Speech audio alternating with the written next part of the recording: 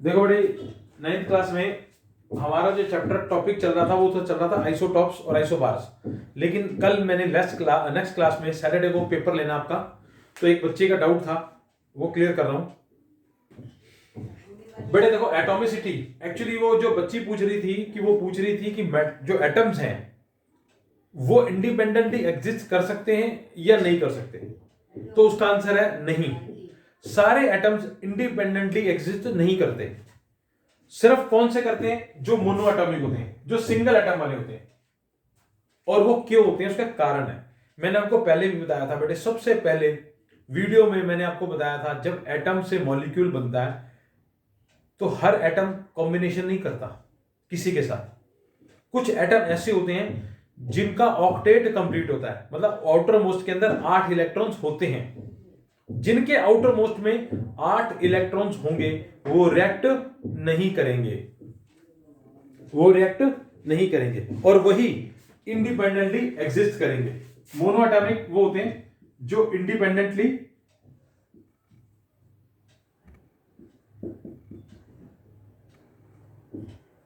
Exist करते हैं।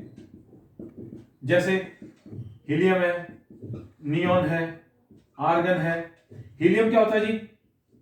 Atomic number 2, तो पहली शेल में ही 2 होते हैं, उसको किसी की जरूरत नहीं है। पहली शेल में 2 से ज्यादा नहीं हो सकते। हीलियम के पास 2 हैं तो वो रिएक्ट नहीं करेगा।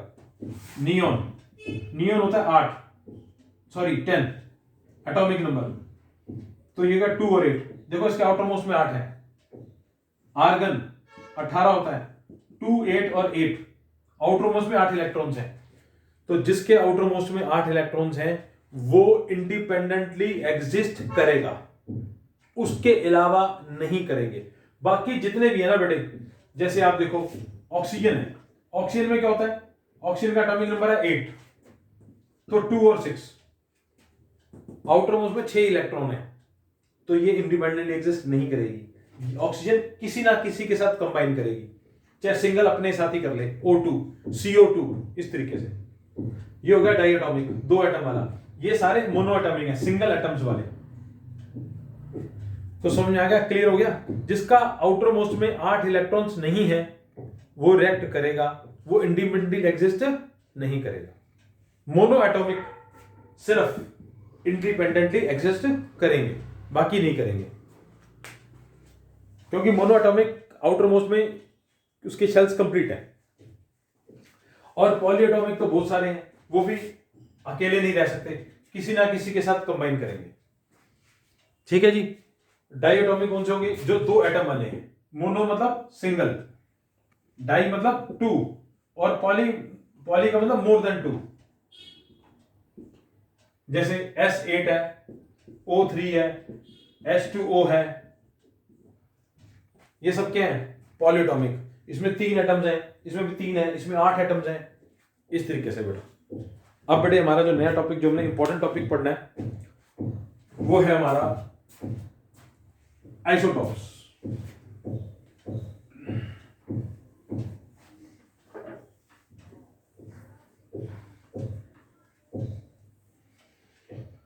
देखो बेटे, आइसोटॉप्स जो होते हैं सेम एटम के होते हैं, जिनके अंदर एटॉमिक नंबर तो सेम होता है बट मास नंबर डिफरेंट होता है। आपके पास एनसीईआरटी है, एनसीईआरटी के अंदर आइसोटॉप्स टॉपिक निकालो, उसमें आपको दिया हुआ है 35Cl17, 35 अब इसमें देखो बेटे, इनका सेम एटॉमिक नंबर है,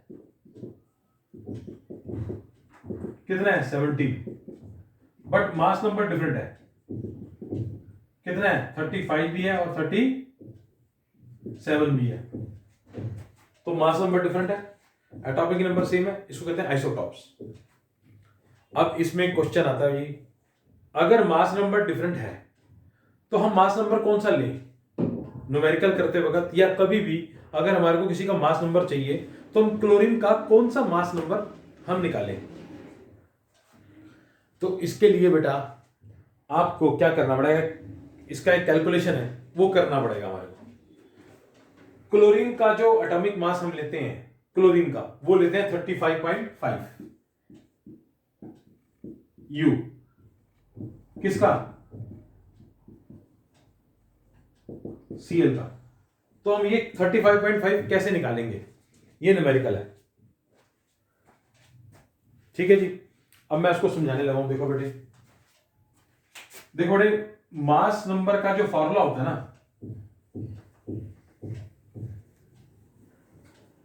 देखो बेटे, इसके अंदर हम क्या करते हैं? एवरेज एटॉमिक मास निकालते हैं। क्या निकालते हैं? एवरेज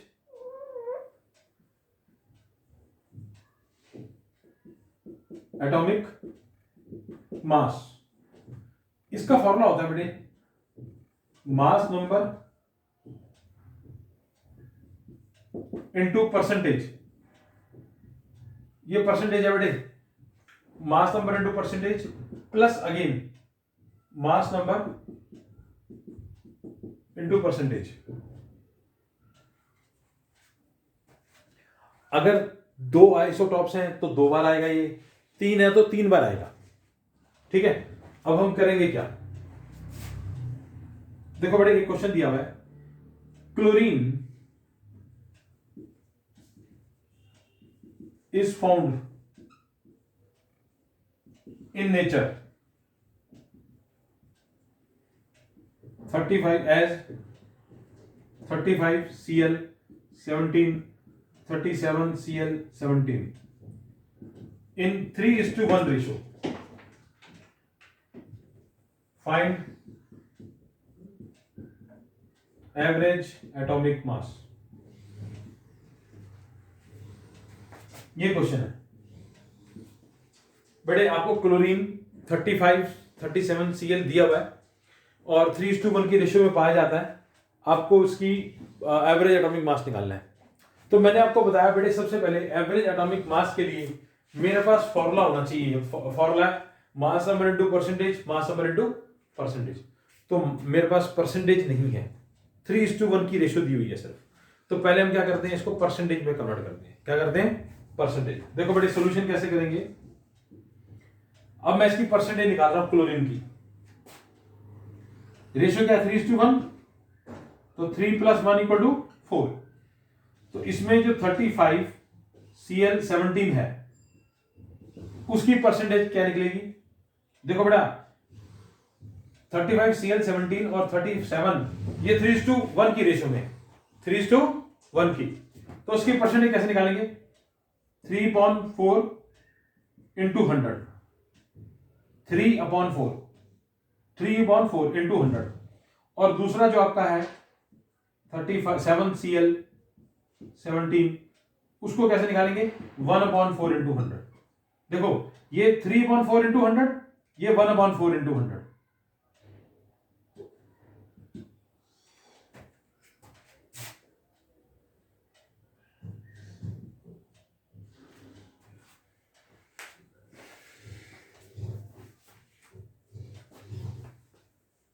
ठीक है जी। अब बेटे इसकी परसेंटेज निकल जाएगी। देखो, जो 3:1 की रेशियो में है, ये आ गया बेटे 75% और ये आ गया आपका 25%।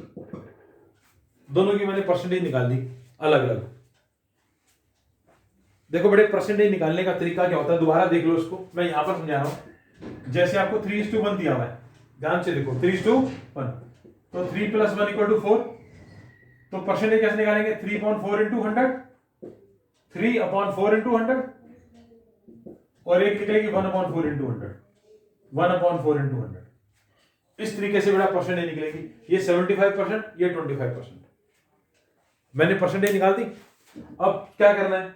अब मेरे को एवरेज एटॉमिक मास निकालना है। तो एवरेज एटॉमिक मास का फॉर्मूला मेरे पास है mass number into percentage, mass number into percentage. ठीक है, मैं इसको ऊपर सॉल्व कर रहा हूं बेटे, इधर देखो जरा ध्यान से। ये मेरा क्वेश्चन था। अब एवरेज एटॉमिक मास का फॉर्मूला होता है mass number into percentage plus mass number into percentage. अब मास नंबर कितना बेटे? 35। परसेंटेज कितनी है? 75/100। 75/100 अगला 37 इंटू परसेंटेज कितनी है 25/100। अब बेटे इसको सॉल्व कर लो। 100 एलसीएम 35 इंटू 75 प्लस 37 इंटू 25।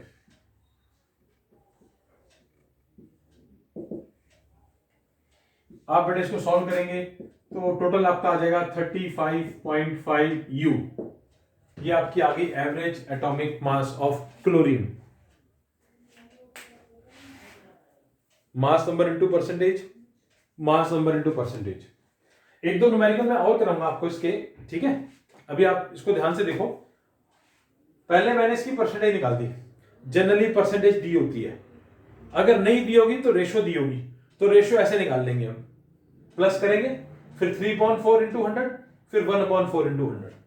इस तरीके से परसेंटेज निकाल लेंगे। फिर सिंपल फॉर्मूला है, mass number into percentage, mass number into percentage, खत्म। कल बेटे मैंने नेक्स्ट क्लास में आपका टेस्ट लेना है एटम्स एंड मॉलिक्यूल्स का। आप टेस्ट करेंगे। देखो बेटे आप लोग अभी रिवीजन करना शुरू कर दो, अब टाइम कम है पेपरों में, और अगर आप एक एक करके रिवीजन करते जाओगे तो आपका बढ़िया रहेगा, ठीक है ना। मैं पहले एटम एंड मॉलिक्यूल का टेस्ट दे रहा हूं, अब मैं लूंगा उसके बाद स्ट्रक्चर ऑफ एटम का टेस्ट, ठीक है। तो आपकी केमिस्ट्री एक तरीके से खत्म हो जाएगी, क्योंकि केमिस्ट्री में सबसे ज्यादा पेपर इन्हीं दोनों चैप्टरों में से आएगा मोस्टली, बाकी तो कट ही चुका है। फिर उसके बाद फिजिक्स की रिवीजन शुरू करेंगे।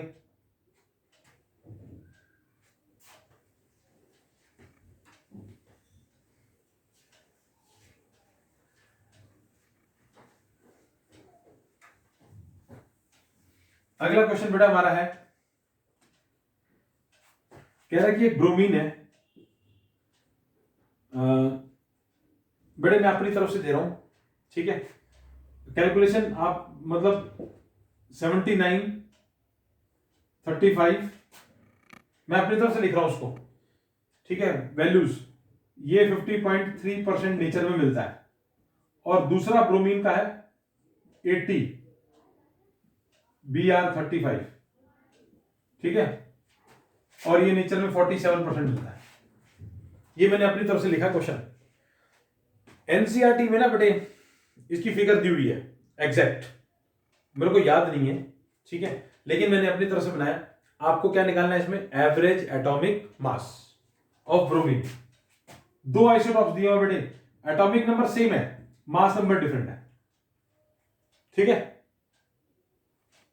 तो एवरेज एटॉमिक मास फॉर्मूला क्या होता है बेटे, mass number into percentage plus mass number into percentage.